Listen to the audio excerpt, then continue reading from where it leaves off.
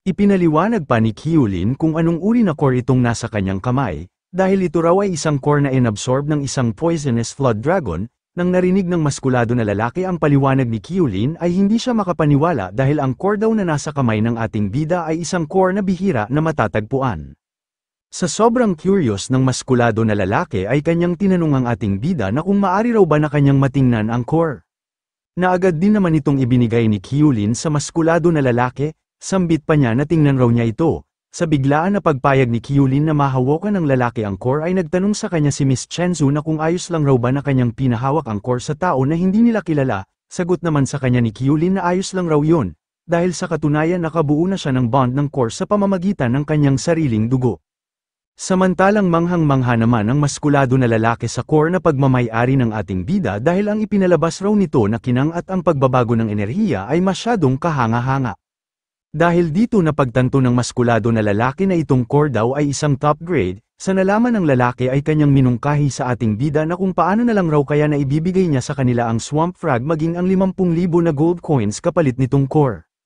Sa alok ng lalaki kapalit ng core ay masyadong nagulat si Chenzo na hindi makapaniwala sa laki ng kanilang matatanggap kapalit ng core, habang natatawa lang naman si Kyulin sa iminungkahi sa kanila ng lalaki. Nakangiti pa na sinaad sa kanila ng lalaki na bilang isang baguhan raw naman lalakbay ay marami na sa kanila ang ganoon na kantidad, ngunit sinaad lang naman sa kanya ni Kyulin na huwag raw niya silang lukohin. Nagtanong naman sa kanya si Chenzo na kung ano raw ba ang kanyang ibig sabihin. Paliwanag pa sa kanya ni Kyulin na ang isang tao raw ay handang magbayad para sa ganitong core ng 200,000 na gold coins, kung kanila itong dadalhin doon sa auction. Sa nalaman ni Chenzu ay mas lalo siyang nagulat na kanyang sinabihan ang ating bida na hindi raw niya inaakala na mayroon siyang isang bagay na nagkakahalaga ng 200,000 na gold coins. Nakangiti lang naman na sumagot sa kanya si Kyulin na hindi naman daw yun big deal para sa kanya.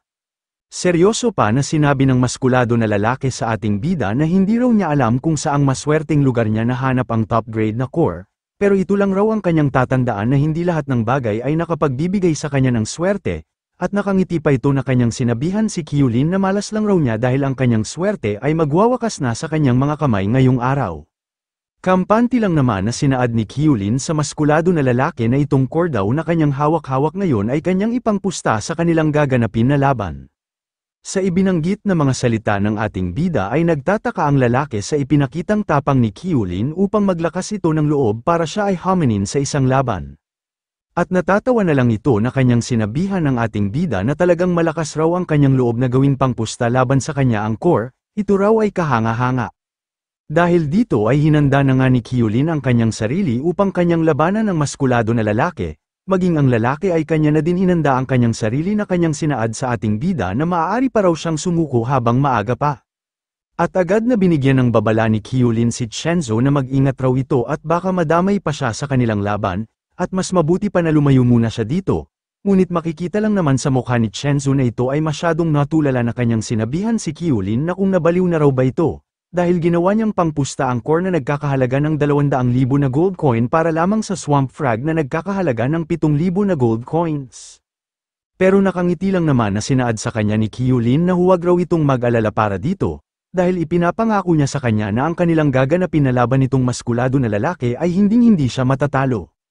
Sa mga pangako ni Kyulin na kanyang matatalo ang maskulado na lalaki ay nagsaad sa kanya si Chenzo na kapag siya raw ay matalo sa kanyang laban ay hinding-hindi niya siya mapapatawad. Matapos doon ay nagkatinginan na nga si Kyulin at ang maskulado na lalaki. At makikita ang lalaki na kampante lang na kanyang tinitingnan si Kyulin habang naghahanda ng kanyang pag-atake. Kasabay nito ay wala na nga na sinayang na oras itong maskulado na lalaki dahil agad siyang tumakbo upang siya na ang mauna na umatake sa ating bida. Habang si Kyulin naman ay bahagyang nagulat sa kanyang nakita, dahil pala masyadong mabilis ang takbo ng maskulado na lalaki na sa sobrang bilis nito ay nag-aapoy na ang kanyang isang paa. Nang nasa malapit na ang maskulado na lalaki sa kinaroroonan ni Kyulin ay agad naman itong tumalon ng mataas, kasabay nito ay kanyang inangat ang kanyang isang paa upang kanyang patamaan si Kyulin ng kanyang malakas na sipa, pero sa hindi niya inaasahan dahil nagawang mas alag ni Kyulin ang kanyang malakas na sipa sa isa niya na kamay. Sa pagsalag ng ating bida sa kanyang ginawang sipa ay natatawa na lang itong maskulado na lalaki dahil magaling raw ang kanyang ginawa, wala naman tugon si Kyulin sa kadaldalan nitong maskulado na lalaki, bagkus seryoso lang niya itong tinitingnan. Kasabay nito ay agad na pinaikot ng maskulado na lalaki ang kanyang katawan upang muli na naman maghanda ng isa pang atake. Matapos doon ay muli na naman niyang hinanda ang kanyang isang paa upang kanyang bigyan ng kanyang pinakamalakas na sipa si Kyulin. Sa atake na ito ay matagumpay niyang tinamaan ng kanyang malakas na sipa ang ating bida, ngunit hindi naman nagpahuli si Kyulin dahil kahit tinamaan siya ng malakas na sipa ng maskulado na lalaki ay agaran din niyang ginamit ang kanyang bagong kasanayan na nakuha niya sa Flood Dragon, na mabilis din naman itong tumama sa mga mata ng kanyang kalaban, dahil sa lason na ibinuga ng ating bida upang patamaan ang mga mata ng lalaki ay napasigaw na lang ito dahil hindi raw siya makakakita. At nang nakalapag na si Kyulin sa lupa ay sinigawan siya ng lalaki na paano raw niya nagawang gumamit ng hindi patas na pamamaraan, sinabi lang naman sa kanya ni Kyulin na kung ano naman raw ang kanyang pakialam, dahil maaari naman gawin ng kahit na anong pamamaraan upang magawang manalo dito sa lupain ng Haring Diyos. Sa sinabi ng ating bida sa maskulado na lalaki ay kanyang minura si Kyulin dahil talagang papatayin raw niya ito. Matapos doon ay bigla na lang naglaho si Kyulin kung saan siya nakatayo kanina. Samantalang ang lalaki naman ay kanyang ipinikit ang kanyang mga mata upang kanyang pakiramdaman kung nasaan na ngayon ang kanyang kalaban. At bigla na lang lumitaw si Kyulin sa kanyang likod na naghahanda upang kanyang patamaan ng suntok ang maskulado na lalaki. Pero sa hindi inaasahan ni Kyulin dahil siya pa mismo ang biglang tinamaan ng suntok ng lalaki kahit hindi niya siya nakikita. Dahil sa suntok na yun ay na-out of balance si Kyulin na para bang kanyang iniinda ang suntok ng maskulado na lalaki kahit hindi man lang ito gumalaw sa kanyang kinatatayuan. Makikita sa mukha ni Kyulin na para bang hindi siya makapaniwala sa mga nangyari sa kanya na hindi maalis ang kanyang tingin nitong kanyang nakalaban, habang ang maskulado na lalaki naman ay kampante lang na kanyang pinapakiramdaman kung saan ang tamang lokasyon nitong ating bida. Nang pabagsak na si Kyulin sa lupa ay agad naman niyang itinukod ang kanyang isang kamay upang hindi siya tuluyan na bumagsak. Kasabay nito ay muli na naman na naglaho si Kyulin kung saan siya naroroon, pero makikita lang naman ng maskulado na lalaki na kanyang hinahanda ang kanyang dalawang kamay upang mag-counter-attack sa gagawin na pag-atake sa kanya nitong ating bida.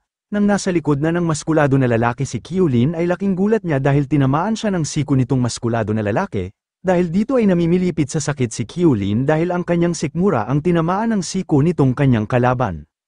Sa hindi inaasahan na pag-atake ng maskulado na lalaki ay makikita si Kyulin na ito ay bumagsak sa lupa. Ngunit hindi lang doon dahil bigla na lang lumitaw sa kanyang itaas ang maskulado na lalaki at kanyang binigyan ng pag-atake si Kyulin habang wala pa ito sa kanyang balanse. Matapos doon ay hinawakan ng lalaki ang ulo ng ating bida upang hindi na ito makatakas sa kanya. Dali-dali din naman inihanda ng lalaki ang kanyang isang kamao upang kanyang bigyan ng malakas na suntok ang kanyang kalaban, pero makikita lang naman ng mga mata ni Kyulin na naging seryoso ang kanyang tingin sa maskulado na lalaki, sabay kanyang ginamit ang isa pa niya na pamamaraan na kanyang nakuha sa Wild Yak upang mapatigil ang lalaki sa kanyang binabalak na pagsuntok sa kanya. Dahil doon ay natulala ang lalaki na hindi makapaniwala dahil ang ginamit raw na pamamaraan ng ating bida ay ang trample ng Wild Yak.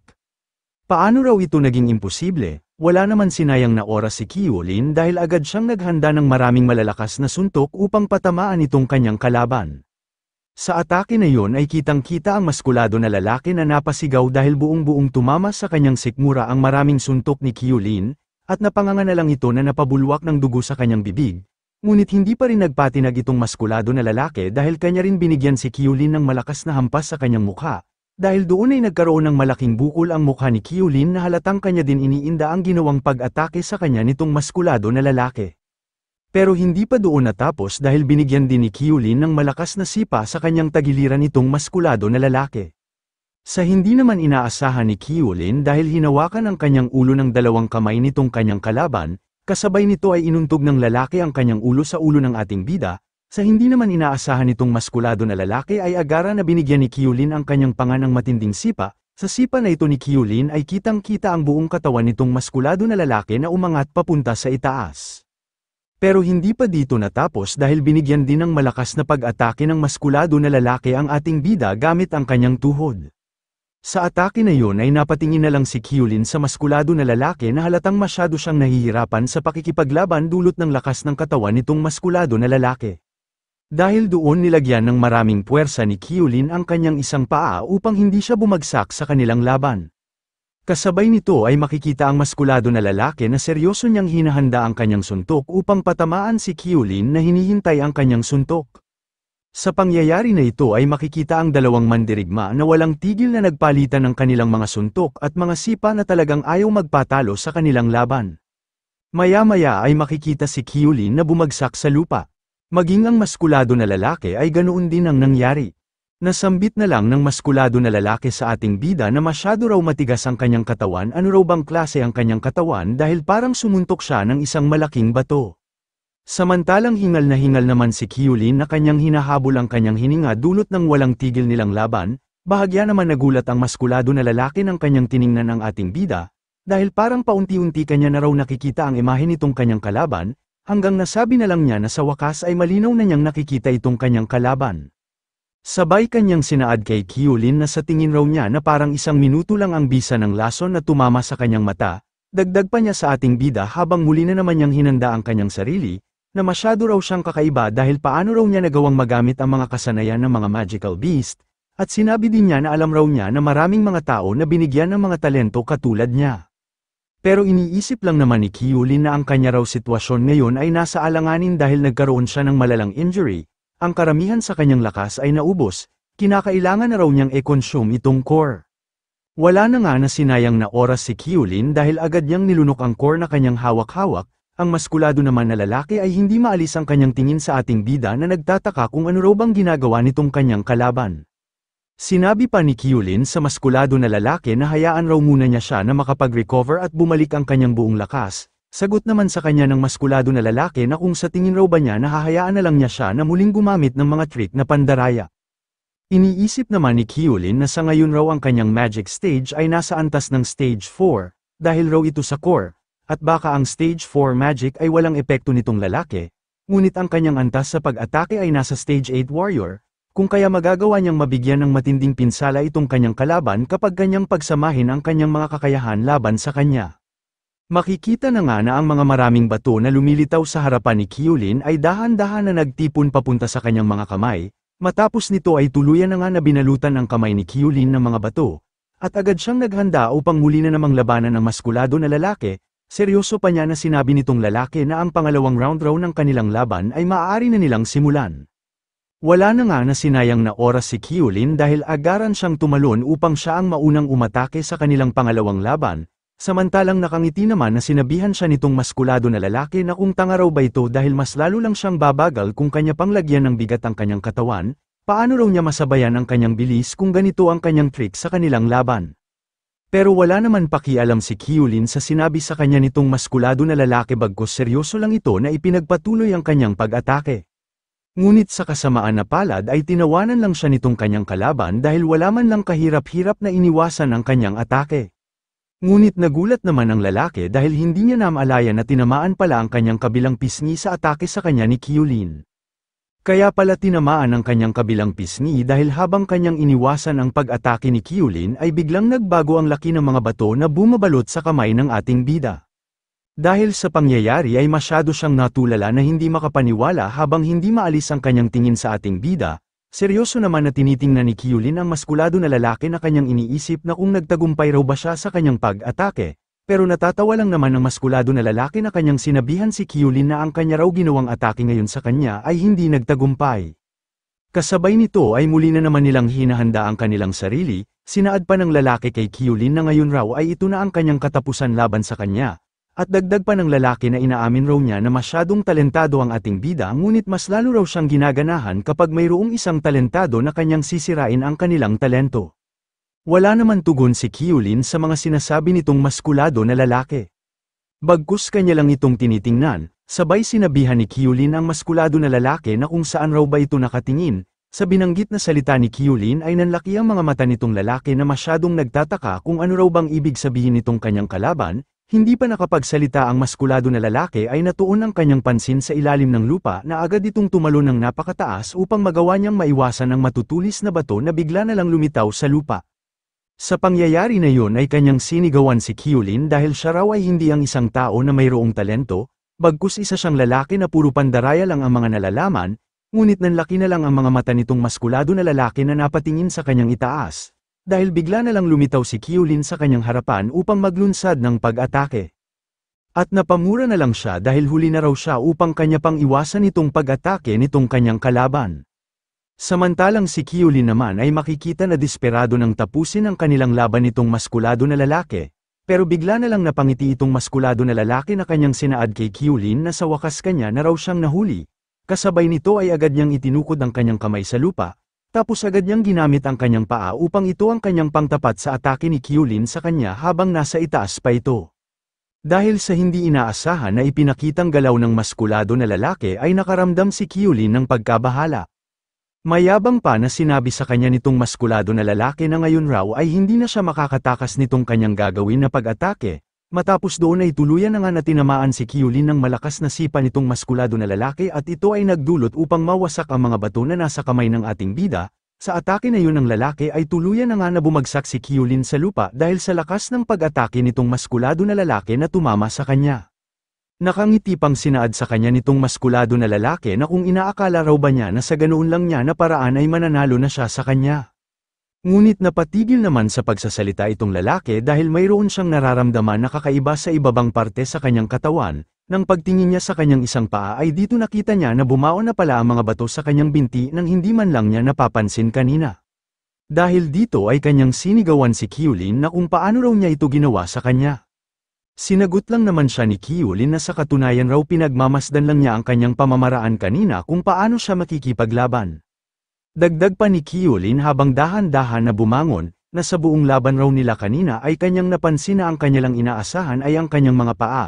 Kung kaya ito ang kanyang pinuntirya sa kanyang huling atake, ngayon ay wala na ang kanyang inaasahan na ang kanyang mga paa paano na raw siya mananalo sa kanilang laban.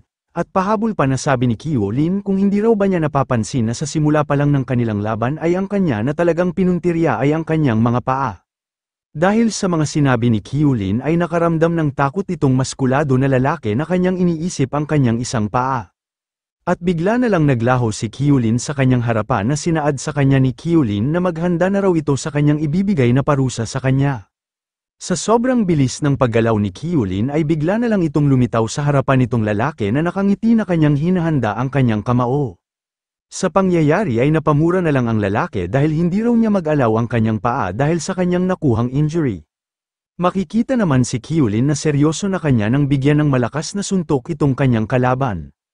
Samantalang ang lalaki naman ay kanyang napansin na ang atake raw ni Kyulin ay diretso lang ang kanyang pag-atake. Kung kaya natatawa na lang ito dahil kapag magawa lang raw niyang harangin ang kanyang suntok ay hindi siya mapipinsala nitong suntok ng kanyang kalaban, kanya lang daw ituon ang kanyang buong lakas sa kanyang isang paa at pagkatapos ay bibigyan niya siya ng nakakamatay na pag-atake gamit nitong kanyang isang paa. Pero natatawa lang naman si Kyulin dahil mayroon itong binabalak kung saan niya patamaan itong kanyang kalaban upang tuluyan na itong sumuko sa kanilang laban. Kasabay nito ay biglang binago ni Kyulin ang direksyon ng kanyang kamao papunta sa mas isilang bahagi sa katawan nitong maskulado na lalaki, dahil dito ay buong-buo na tumama ang suntok ni Kyulin sa itlog ng maskulado na lalaki, at ito ay napanganganalang na napasigaw dahil hindi niya inaasahan na talagang ang kanyang itlog ang pinuntirya nitong kanyang kalaban. Dahil dito makikita sa mukha nitong maskulado na lalaki na lumabas ang pawis na hindi makapaniwala dahil batid niya na dito na talaga siya matatalo sa kanilang laban. Matapos sa atake na yun ni Kyulin ay tuluyan na nga na bumagsak ang maskulado na lalaki, kasabay nito ay kanyang nabitawan ang lalagyan ng swamp frag, at ito ay gamulong kung saan nakatayo si Kyulin. Seryoso lang naman na tinitingnan ni Kyulin ang lalagyan ng swamp frag kung saan bumulagta itong maskulado na lalaki, at agaran din naman niya itong kinuha dahil sa wakas raw itong swamp frag ay sa kanila na. Ngunit natuon naman ang pansin ni Kyulin dahil nagsaad sa kanya ang maskulado na lalaki na sandali lang raw muna. Sabay kanyang tinanong si Kyulin kung saan raw ba itong guild na bibilang, dagdag pa niya na desperadong makabawi sa ating bida na sa susunod raw ay kanya na naman siyang hahamunin sa pangalawang laban.